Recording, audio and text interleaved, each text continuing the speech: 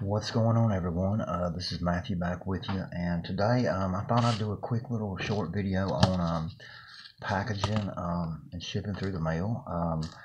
And thought it would be a good time to do it because I'm getting ready to ship out some cards that I've just recently sold. And it doesn't matter if you're selling on eBay, selling through Facebook groups, whatever. Basically, if you're selling, for example, like say, you're selling a single card like this right here. This is a serial numbered to 99 Carlos Beltran 2014 Panini, and I recently sold this card. Actually, if you watch my videos regular, you know I just picked this up in a huge lot of cards that I've purchased. Basically just sold this one and got most of my money back for what I paid for the entire lot, not counting, and that pays for what I keep for my collection, make a little bit of a profit. But anyway, if you're selling a card like this, basically what I do is I put them in a plastic sleeve. This one's in a plastic sleeve. It's in a top load, hard, rigid top load. If you prefer, if you can't get these, you can buy these. The card savers, they're not as hard or as rigid as the typical top loader, but you can put them down in these. I prefer, if I'm selling one single card that is worth less than less than $10 usually, unless the buyer asks me specifically and is willing to pay a little bit more on shipping. I typically will send this in a standard plain white envelope. I use painter's tape, and I put a little piece of painter's tape over the top.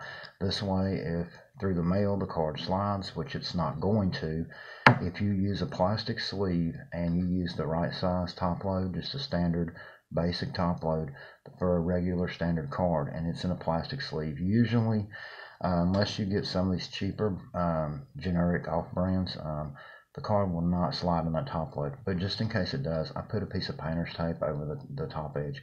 Why do I use painter's tape? Well, yeah, this, some people, have told me, well, this right here, it costs a little bit more than the typical Scotch tape, but it's not that much. You don't need a very big piece. Put a piece of tape over it.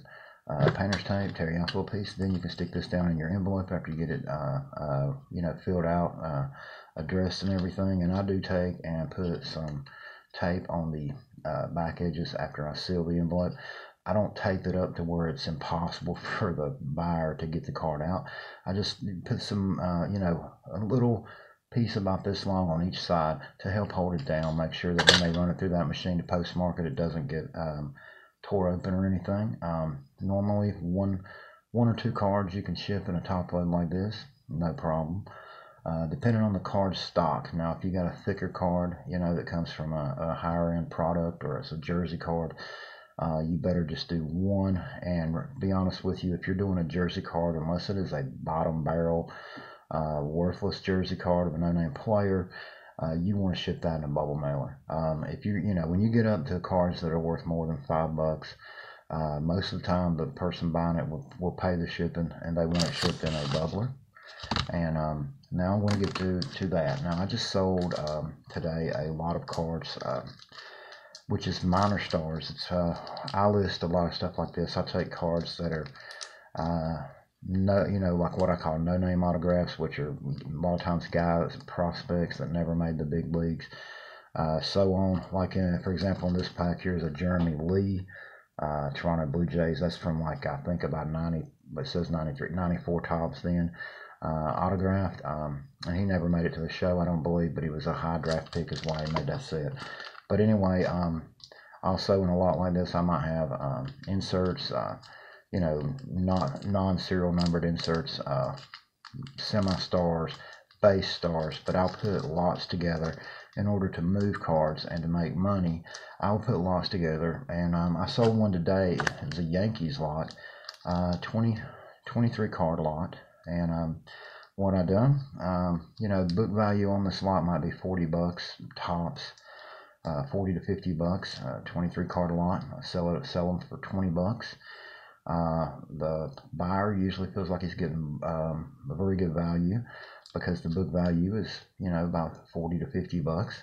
He's paying $20 plus $3.99 shipping is what I charge, price of the bubbler, plus the $3.50 shipping. Some people just charge $3.50. That's up to you. I put the shipping on the buyer, and I give them a good enough deal, book value wise, that they feel like they're getting their money's worth and then some. And this averages out to about 50 cents a card is what this guy paid for this. Not too bad for what he's getting. Book value, like I said, is going to run him somewhere between 40 and 50 bucks. Most of these are semi stars or short print, non-serial numbered, or minor autographs like the one there I was talking about, the Jeremy Lee. Okay, anyway, what I've done is I took the cards to start with. I put them all. Each card was already in a plastic sleeve. Now, for those of you that are really new to the hobby, plastic sleeves, you buy them in packs of 100. If you find a dealer that is not trying to really rip you off, you can usually get them for about a penny a piece on average. I know a guy that sells them to me for 75 cents a pack of 100. If I buy them in bulk, I can get them for 50 cents a pack. So, that's pretty good. And if you're going to sell, you want to do that to save money on shipping costs and on supplies. Card supplies run into money. I also know a guy, if you don't watch, you'll end up getting on eBay or online. You'll be paying for top loads like this right here. You'll be paying as much as $6-7 bucks for a pack of 25, which is ridiculous.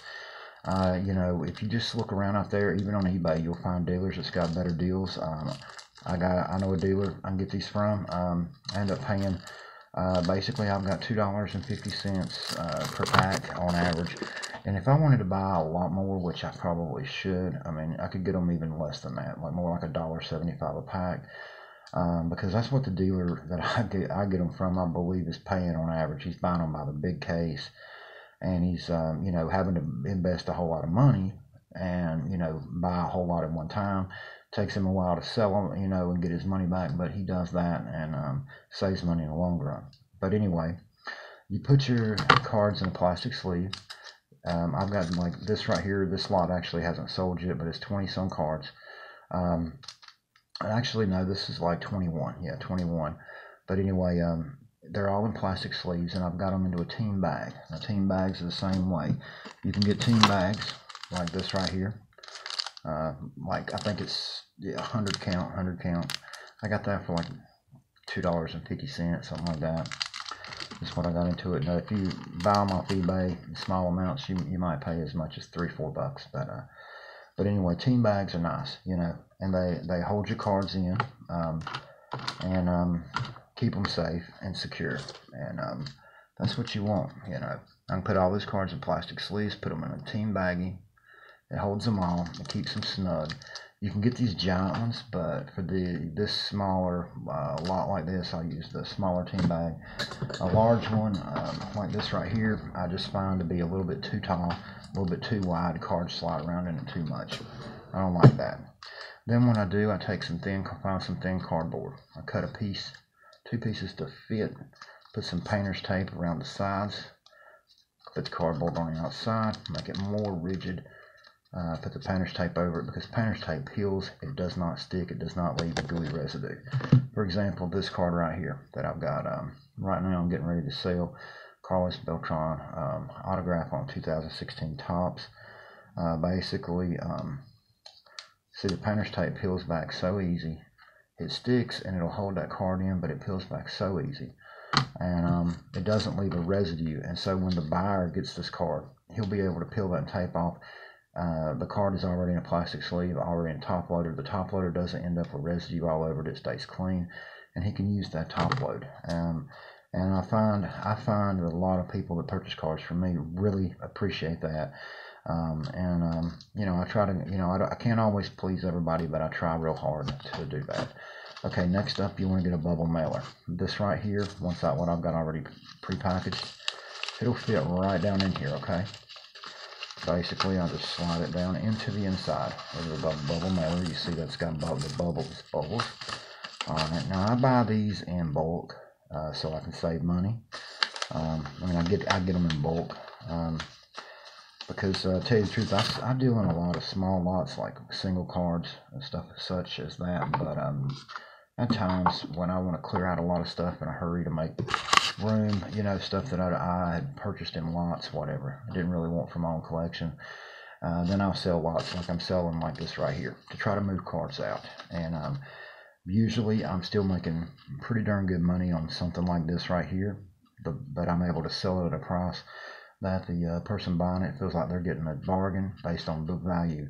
And in order to do that, I buy cards usually in bulk and lot deals. I also take and usually, I'm one of these guys, and a lot of dealers out there, it's just the way it is. I don't pay a whole lot unless there's particular cards in a lot that somebody's looking to sell. I'm not willing to pay very much for anything that is basically 1981 to present day. To me, even present day cards, I consider part of the junk era, unless it's rare inserts, autographs, stuff like that. Anything base or just non-serial numbered short print, to me, even refractor, standard refractor, a lot of times I throw in that junk era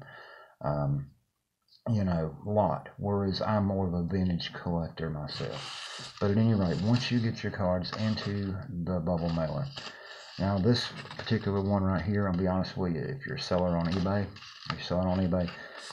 you can print off your shipping labels, stick it right on here, it's ready to go. But if you're not, if you don't have the, equipment to do that with, you don't have the printer, you don't have the shipping labels, the stuff you bought to print them off, or if you're selling on Facebook, other groups, whatever, and you don't have that, then if you got a bubble mailer like this, to be honest with you, even if you just need one, like say you're selling something, you just need one, you can pick them up at like Walmart for like 40 some cent a piece. If you buy them in a pack of at least 5 to 10, you can get them for as little as 30 or 25 to 30 cent a piece, depending on where you buy them. You go to Tetris, go to Office Depot, Staples, you might find a better deal than Walmart. Even though Walmart claims to have everyday low prices, that doesn't mean they have the lowest prices anymore. At any rate, with a bubble mailer like this, you can also go this route. You can pick up a pack of these for like $1 at a Dollar Tree, or most any dollar store in the stationery aisle, or even Walmart for that matter. They're little labels like this right here, sticker labels, they peel off. You can take, before you peel them off, and you can write like your information, like name and address, to put in the top corner. You can put the person you're shipping it to's name and address, stick it down here, with the other one, take it to the post office, they'll throw it on a scale, they'll weigh it, and then they'll take and put your paid label right here. It's $3.50 to ship.